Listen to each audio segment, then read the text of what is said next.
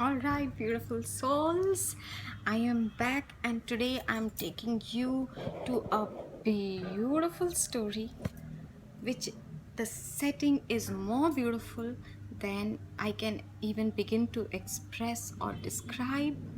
The paradise of earth, Kashmir. Can you imagine the beautiful dinar trees, the saffron plants, the snow capped peaks, the valleys, the silence? And there starts our story of today of Habba Khatoon. Now, this is not a very well known story, but I am aware of it because when I was doing one of my first jobs, and in India, we don't generally work while we are studying, but there was this drive in me to work. And so while I was doing my graduation, I had the fortune of working with a wonderful film director, Muzaffar Ali.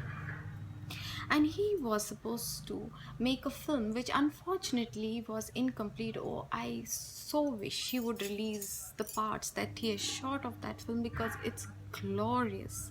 It captures the story of Habba Khatoon and the beauty of Kashmir in equal measures. So I'm so grateful to Muzaffar Ali that I'm aware of this beautiful, romantic, and true story. And also, I like this particular story so much because it has a semi happy ending. You'll know why I'm calling it semi. So, to start with, Habba Khatoon was not always known as Habba Khatoon. She was born in a peasant family. They were pretty poor.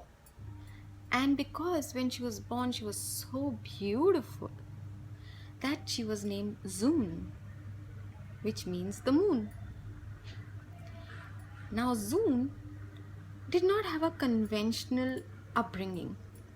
Her father loved her dearly, and though he was conventional in most matters, he did allow her to go and get basic education from a Maulvi, and that's how she knew how to read and write.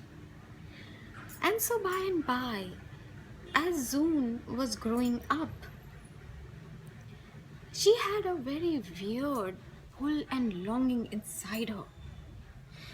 And she started writing poetry. She has come up with her own meter of poetry.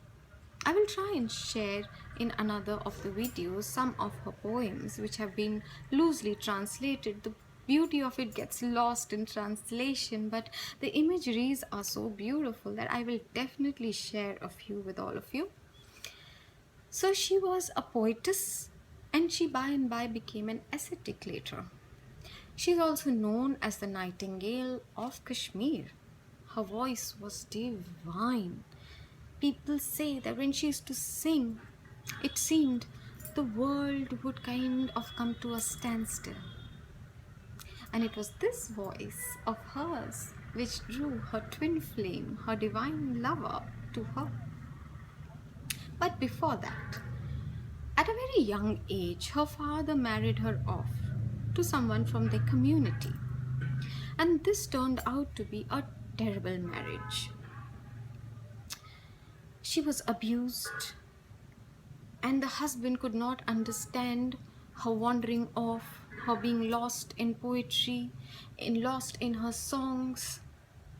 He wanted perhaps a conventional wife, but she had this weird pull inside her which would drive her into the thick of the jungles where she would sit and probably be in a reflective state. And this did not go down too well with the husband. Now, to be a little non-linear just for effect, we go ahead a little in time from this abusive marriage at a very young age for Zoon. We find ourselves in the halls of the king of Kashmir, where Zoon has been dragged by her husband and he is accusing her of adultery. And with no less but the prince of Kashmir, Yusuf Shah Chak, the son of the king of Kashmir. He is accusing his wife, Zoon, of being an adulterer and having an affair with Yusuf Shah Chak, the heir apparent. Whoa. So, here comes the twist in the tale. The king is now torn. What if there is truth to this matter? It involves his son. And if there is no truth, people will just accuse him of being partial, of covering up the facts just because it was his son. So he does not really know what is to be done. Now going back, I'm doing it a little non-linear.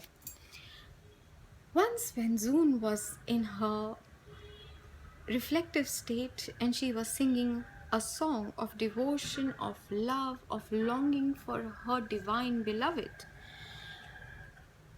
the prince was out hunting and he hears her very melodious voice waft through the valleys.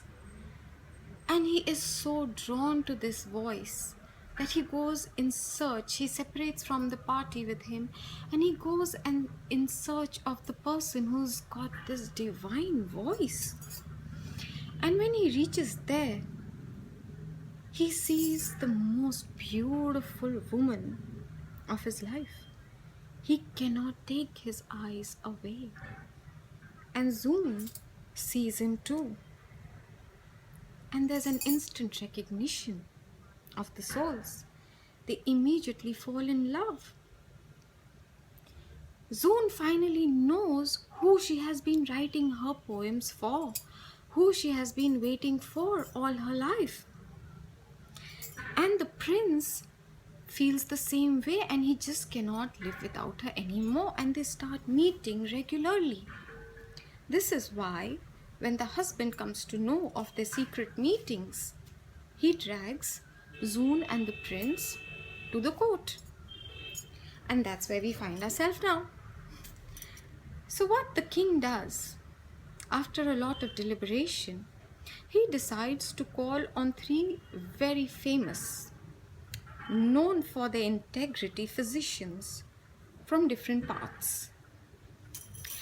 And they are sent separately and individually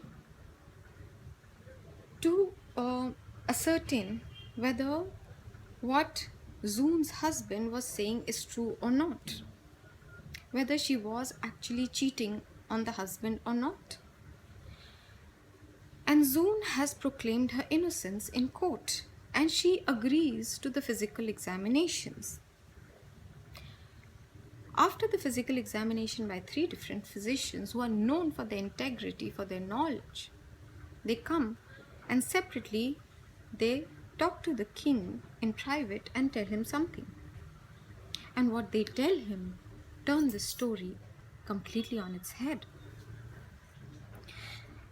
And the king is furious with the husband of Zoon. And not only does he allow Zoon to take a divorce from her husband, he also allows her to eventually get married to his son.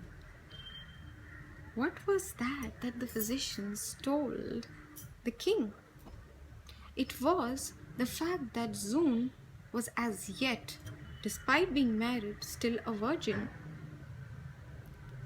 She, leave alone cheating on her husband, had never even indulged in the physical intimacy with him. And so, she regained her honor. She went on to marry her Prince Charming, who then becomes the last independent king of Kashmir. The story is Happy ending because they do unite. The king does support the union, but when after many years Akbar comes and he has now taken over the throne of Delhi, he captures um, Zoon's husband. Zoon is now being renamed Habba Khatoon, and Akbar captures her husband, Yusuf Shah, and he is kept in a prison in Bengal and later dies in Bihar, and they are never reunited again. And this is the time when Habba Khatoon, her poetry took on a different connotation.